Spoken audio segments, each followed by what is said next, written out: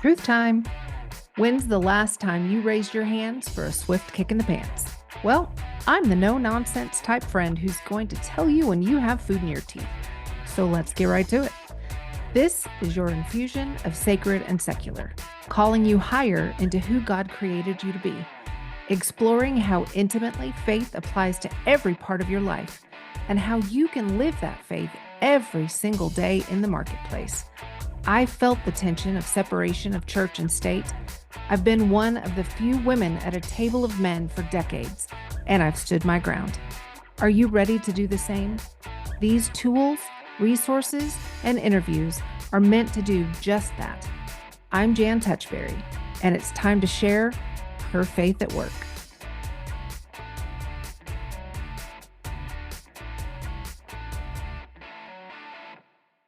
Today, I want to give you a little bit of a new perspective that I had when I was reading the Bible this morning. This is a story that if you've grown up in the church like me, you've probably heard dozens of times. I can't even count how many times I've heard this. It was probably one of the first things that I saw on the flannel graph back in the day. Anybody? Totally just dated myself there.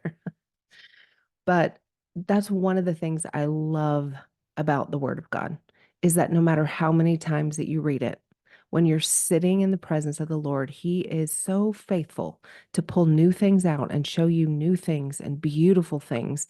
And this literally brought me to tears this morning, something this ingrained in me as a believer brought me to tears this morning with this new revelation. So I just want to share it with you, and hopefully it will give you some new revelation in your life as well. This is the story where Jesus feeds the 5,000, and you all just went, oh, yeah, I know that.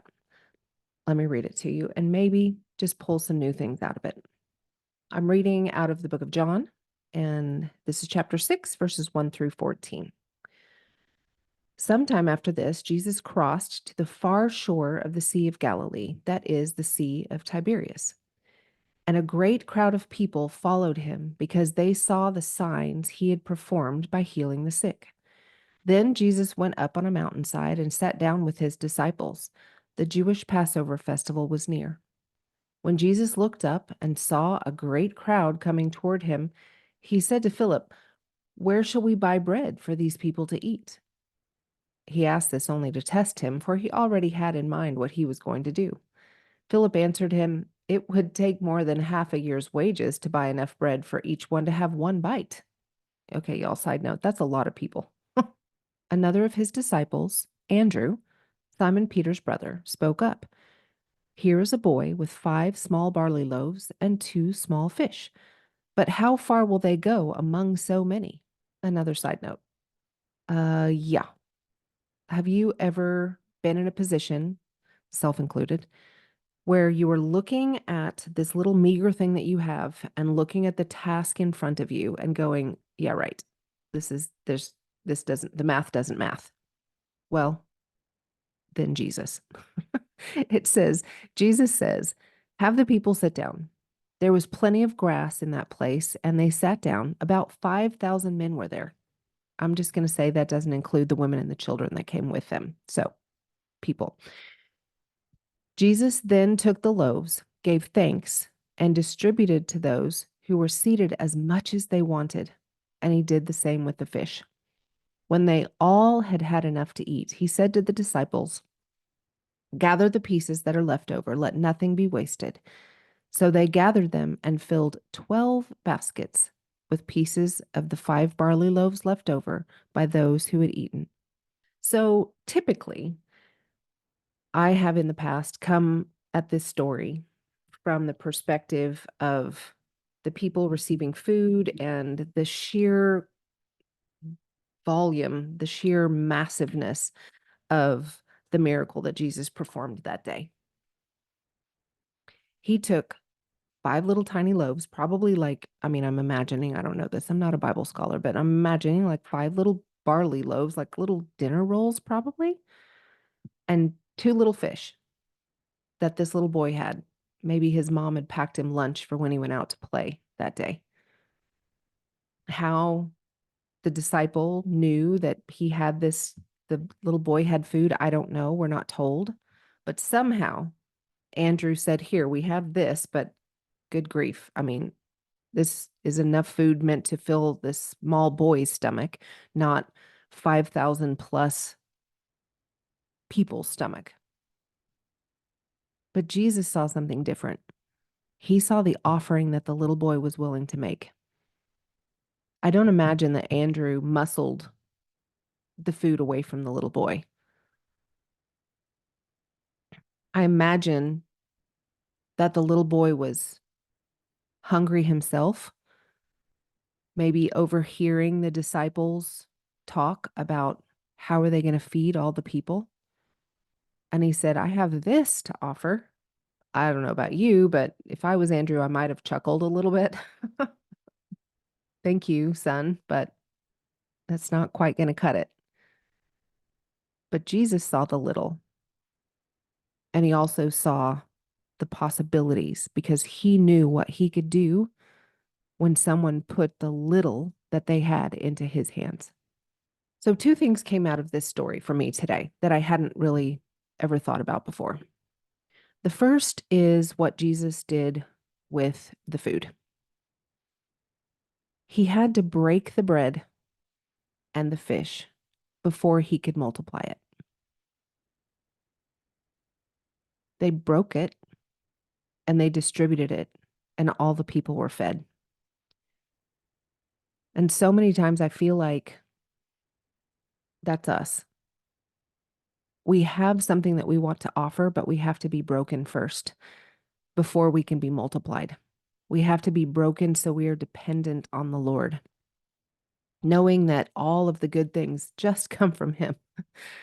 And man, just when we think we've got it all handled, things blow up. But we can rest assured that if we're willing to put the little in God's hands and be willing to undergo the breaking, that He will multiply it and blessing will come from it.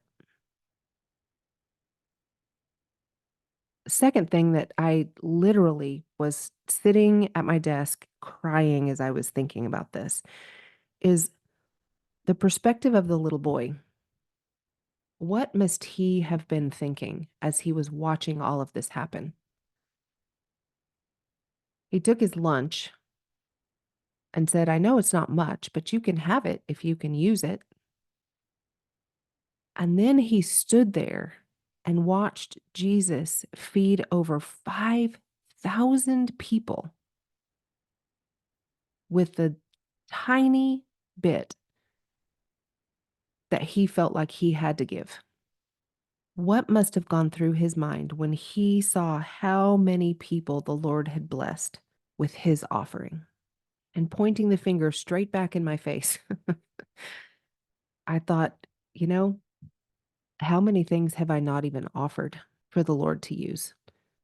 Sometimes because I feel like it's too small or inconsequential, but sometimes because I just don't think about offering it up to Him. Would the people have gone hungry that day if the little boy hadn't offered up his lunch? I don't know. Probably not. Jesus would have had a backup plan, but he didn't have to have a backup plan because he knew that this little boy was willing. Are the things that you have in your possession right now, are the things that you have in your heart right now being given fully over to the Lord for Him to use, for Him to break and to multiply and to bless others? Or are you looking at them as too inconsequential, too small, or maybe not even thinking that He can use that for His glory to bless others at all? I know if I did an inventory list, there would probably be a lot of things in my life that would go into those columns. I just think they're inconsequential or haven't even thought about giving it to the Lord for Him to use. I'm going to challenge you just like I'm challenging myself. That needs to change. We need to stop thinking that when we look at something that we have, it's too small. God makes small things great. He breaks them and He multiplies them. That's God's economy. Nothing that we have is inconsequential when we give it over to the Lord. It becomes miraculous. I hope this has challenged you today. It sure has challenged me. What do you have that the Lord is asking you to give him into his hands so that he can break it and multiply it and bless more people than you can count? See you next time. Thanks for joining me for another episode of Her Faith at Work. If the Lord put someone on your heart that you think needs to hear this message today, will you just smash that share button? And if you haven't already followed the show, I would love for you to do that. Super extra points if you hop over to Apple Podcasts and leave us a review. That helps the algorithm pick us up and drop us right in the AirPods of people that need to hear what the Lord is saying to them today. I hope you'll come back for the next episode of Her Faith at Work. The podcast comes out every Wednesday. And if you look down in the show notes, I've even got a couple of free downloads for you that I think you will really enjoy. With that, have a great week. See you next time.